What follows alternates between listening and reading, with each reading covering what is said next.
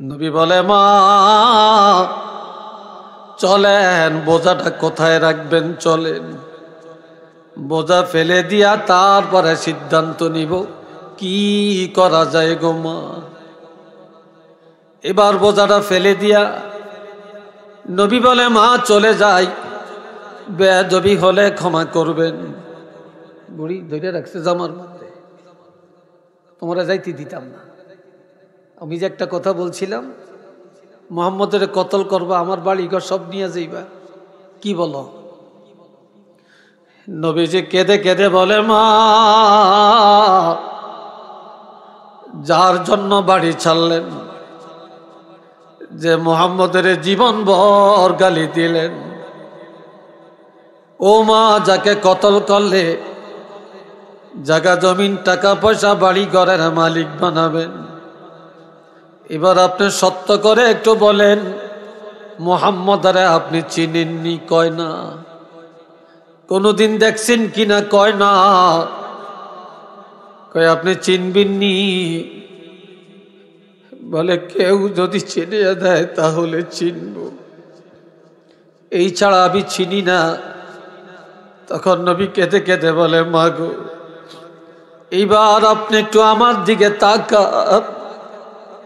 বুড়ি যখন নবীজির দিকে তাকায়, নবী শাহাদাত আঙ্গুলি দিয়া ইশারা করে বলে, মা আমি হলাম সেই মুহাম্মদ। নবীজি দেখতেছেন একটা ইহুদি মহিলা। এই ইহুদি মহিলা যখন শুনছে নবী আল্লাহর হাবিব, তিনি রাসূল দাবি করেন, এক আল্লাহর দাওয়াত দেন, নামাজের দাওয়াত দেন, ইসলামের দাওয়াত দেন, তখন এই মেয়ে লোকটা বলে, এই দেশে আর আমি থাকবো না, যেই দেশে আব্দুল্লাহর ছেলে মুহাম্মদ নবী দাবি করে, এক আল্লাহর কথা বলে, বাপদাদার ধর্ম বাদ দিয়া নতুন ধর্ম প্রচার করে, এই দেশে আর আমি থাকবো না। একটু নাউজুবিল্লাহ কর না, আর একটু জোরে কর না। এই দেশে আর থাকতাম না। বড় একটা গাড়ি লইয়া মাল সামানা নিয়ে ঘরের দরজায় দাঁড়িয়ে রয়েছে, দেশ ত্যাগ করবে। এটা সহিহ বুখারী শরীফের ঘটনা। এমন সময় মহিলা কাল নবীর নাম ধরে ধরে গালি দেয়, খালি গালমন্দ করতেছে। ইন দি মেইন টাইম নবী সেখানে উপস্থিত। নবী মেয়ে লোকটাকে ডাক দিয়া বলে, মা ও মা কি কারণে মুহাম্মদের এত গাল মন্দ করেন? গালি দিতাম না, কি দিব? যে বাপদাদার ধর্মের চুনকালি লাগাইয়া নতুন ধর্ম প্রচার করতেছে, এক আল্লাহর কথা বলতেছে, মুহাম্মদ আব্দুল্লাহ ছেলে, হেতে বেলে আবার রাসূল হইছে, এই কথা কি মাইন্না নেওয়া যায়? এই দেশ আর মুখ দেখাইতাম না, আমি এই দেশ ছাড়িয়া ফলে চলে যাই। বাজ্জিয়া নাউজুবিল্লাহ কইয়া আর একটু আস্তে কর। তো নবী কয়, মা এই বোঝাটা লামাইছেন কিনলে, বোঝা টোঝা সব লিয়ে চলে যাব। এক বোঝা নেন না কেন?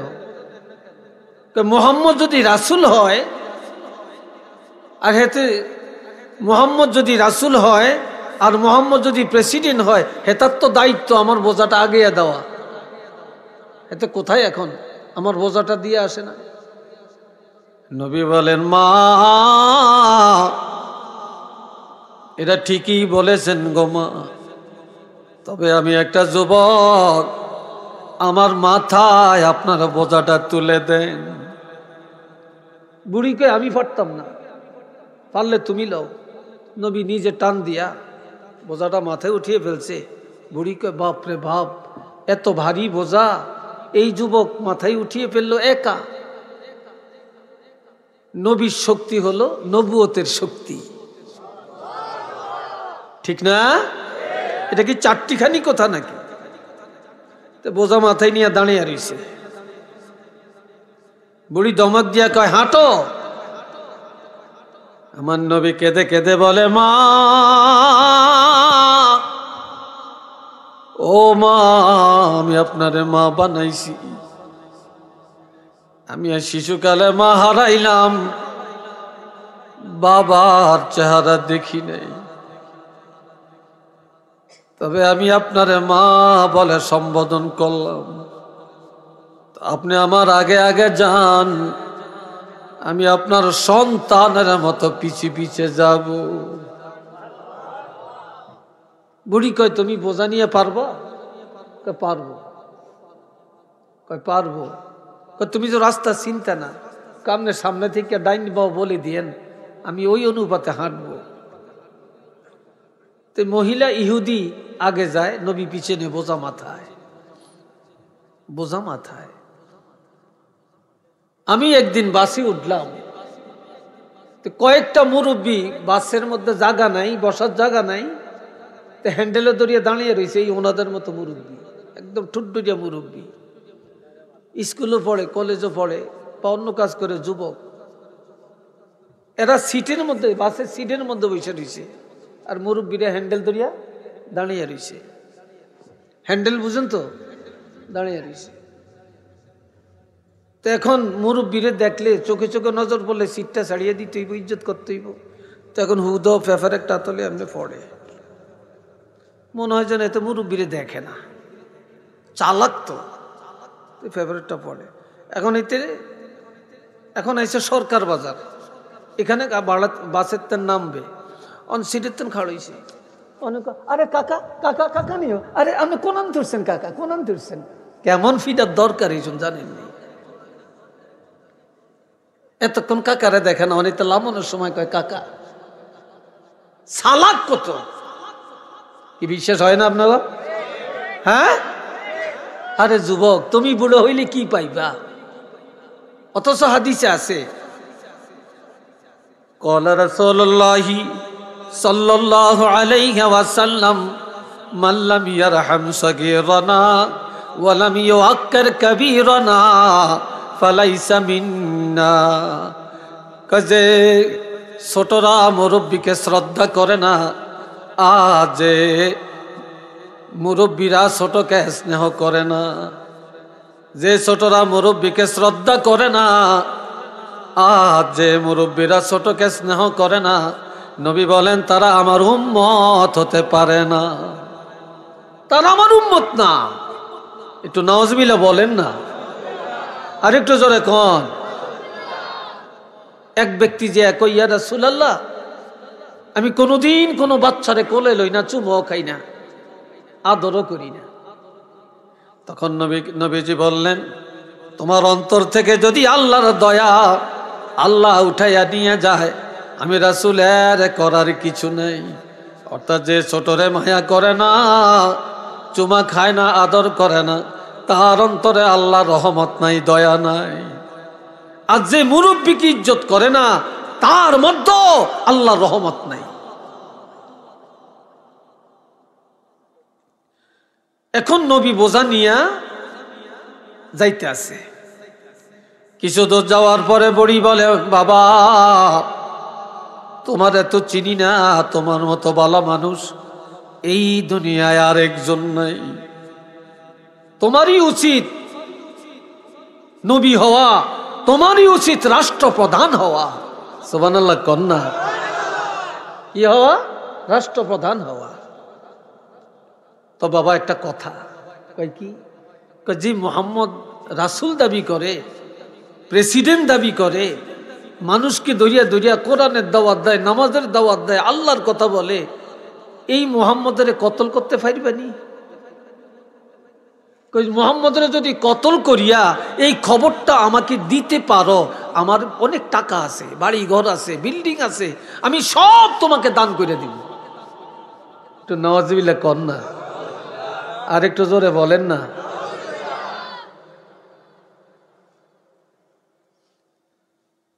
নবী কান্দে, কিন্তু বুড়ি এখনো চিনে না উনি কে। নবী বলে, মা চলেন, বোঝাটা কোথায় রাখবেন, চলেন। বোঝা ফেলে দিয়া তারপরে সিদ্ধান্ত নিব কি করা যায় গো মা। এবার বোঝাটা ফেলে দিয়া নবী বলে, মা চলে যাই, বেয়াদবি হলে ক্ষমা করবেন। বুড়ি ধরে রাখছে জামার মধ্যে, তোমরা যাইতে দিতাম না। আমি যে একটা কথা বলছিলাম, মোহাম্মদের কতল করবা, আমার বাড়ি ঘর সব নিয়ে যাইবা, কি বলো? নবীজি কেঁদে কেঁদে বলে, মা যার জন্য বাড়ি ছাড়লেন, যে মোহাম্মদের জীবন ভর গালি দিলেন, ও মা যাকে কতল করলে জায়গা জমিন টাকা পয়সা বাড়ি ঘরের মালিক বানাবেন। এবার আপনি সত্য করে একটু বলেন, মোহাম্মদরে আপনি চিনেননি? কয় না। কোনদিন দেখছেন কিনা? কয় না। কয় আপনি চিনবেননি? বলে কেউ যদি চিনিয়ে দেয় তাহলে চিনব, এই ছাড়া আমি চিনি না। তখন নবী কেঁদে কেঁদে বলে, মা গো এইবার আপনি একটু আমার দিকে তাকান। বুড়ি যখন নবীজির দিকে তাকায়, নবী শাহাদাত আঙ্গুলি দিয়া ইশারা করে বলে, মা আমি হলাম সেই মুহাম্মদ, আমি তো সেই মুহাম্মদ। বুড়ি বলে, হায় হায়, তুমি সেই মুহাম্মদ? এত ভালো যুবক তুমি, এত ভালো মানুষ তুমি, আর তোমার বিরুদ্ধে মানুষ এই প্রভাকাণ্ডা। তবে আমি অন্যায় করেছি রে বাবা, তুমি বিশ্বনবী ঠিক আছে, তুমি আল্লাহর হাবিব ঠিক আছে, তবে আমি যা অন্যায় করেছি মাফ করে দাও। তবে আমি আর ইহুদি থাকতে চাই না। এখন এই তুমি আমাকে বলে দাও, লা ইলাহা ইল্লাল্লাহু মুহাম্মাদুর রাসূলুল্লাহ সাল্লাল্লাহু আলাইহি ওয়াসাল্লাম। একটু চিল্লে বলেন না সুবহানাল্লাহ। আরেকবার বলেন আলহামদুলিল্লাহ।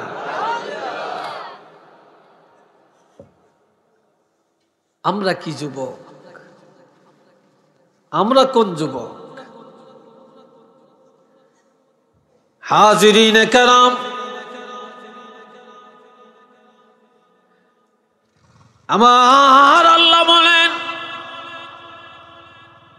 ক্বালা রাসূলুল্লাহ, রাসূল হাদিসে ইরশাদ করেন, ক্বালা রাসূলুল্লাহ সাল্লাল্লাহু আলাইহি ওয়াসাল্লাম, সাবআতুন ইউযিল্লুহুমুল্লাহ ইয়াওমা লা যিল্লা ইল্লা যিল্লু, ইমামুন আদিলুন ওয়া শাবুন নাশা ফি ইবাদাতিল্লাহ ইলা আখিরিল হাদিস। এ কষ্ট শুরু হইছে আপনাকে নাকি? মোড়ামুড়ি শুরু হইছে নাকি? কেউ জুতা দি পাই দেন, যান আইবেন, যান। মোড়ামুড়ি শুরু হয়েছি না আপনার? কথা কয় না, কথা চলবো নি? আর একটু জোরে কন, চলবো? রাজি আছেন? কারা কারা রাজি নাই একটু হাত তোলেন। একজন, দুইজন, তিনজন, আর আছেননি? হ্যাঁ, তাহলে সবাই রাজি আছেন? দেখি দুইটা হাত তুলে দেখান, আল্লাহ দেখো। নারায়ে তাকবীর। সোজা করিয়া ধরেন আর এমনি লাড়া দেন, ফেরেশতাটা ক্যামেরাটা করুন। নারায়ে তাকবীর, নারায়ে রিসালাত। মাশাআল্লাহ, আল্লাহ কবুল করেন। একটু চিল্লে সবাই বলেন আমিন।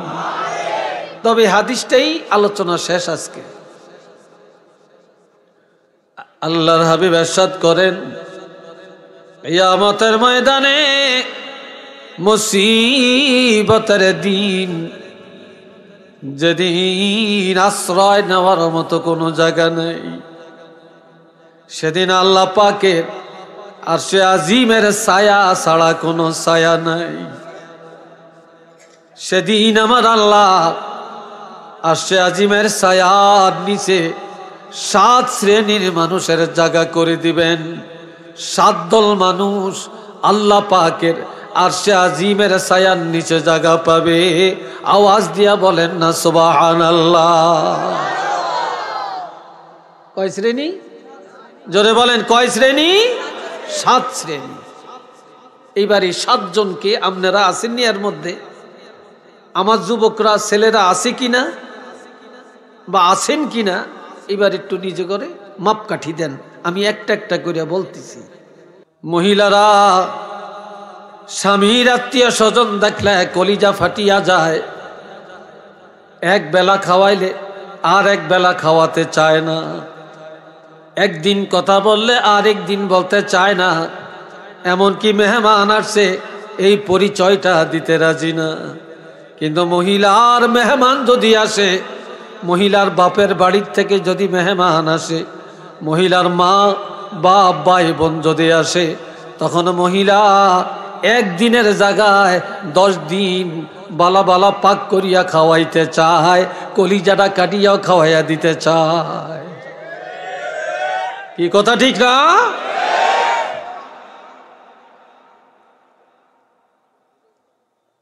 মহিলাদের মধ্যে হিংসাটা বেশি। তারা স্বামীর দিকের মেহমান দেখতে পারে না, কিন্তু মহিলার দিকের মেহমান দেখলে কোনো দিন তারা উপহাস করে না। ঠিক না? এটি মহিলা না, এটি দোজকের খুঁটি খুঁড়া। একটু নাউজুবিল্লাহ কোন। এরকম অধিকাংশ বাড়িতে এই জাতীয় মহিলা ভরে গেছে। কথা ঠিক নি? মহিলা ভরে গেছে। এরপরে 5 নম্বরের খেদমত ওয়া ইকরামু সাদিকিহিমা।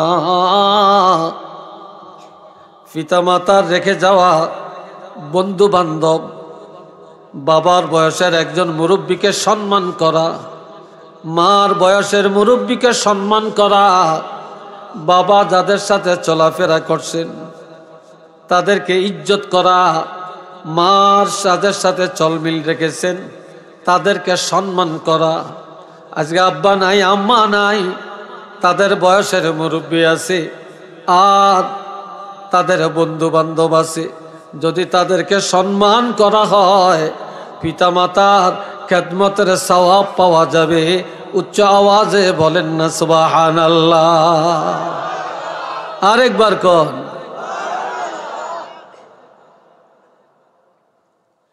এ বাবাজিরা রে আমার, আল্লাহর হাবিব রাহমাতুল লিল আলামিন আরেকটা হাদিস শোনাই। একের পর এক হাদিসের আলোচনা শুনেন। বর্তমানে কিচ্ছার কোনো দাম নাই, গলা ফাটানোর কোনো দাম নাই, বাকাওয়াতের কোনো দাম নাই। আমলের দাম আর কোরআন হাদিসের দাম। কোরআন হাদিসের মধ্যে গঠনমূলক আলোচনার অভাব নাই। আসেনি অভাব? কোনো অভাব নেই। এই ভাইরা রে আমার, খেয়াল করেন। তার আগে সবাই জোরে সরে মহব্বতে একটু দরুদ পড়েন। আল্লাহুম্মা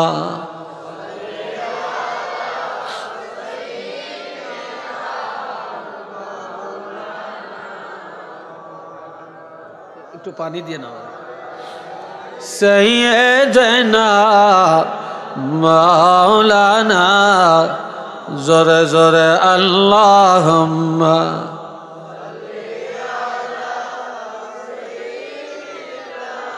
মাওলানা মুহাম্মদ।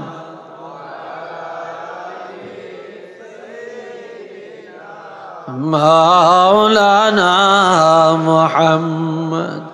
সবাই বলেন আলহামদুলিল্লাহ।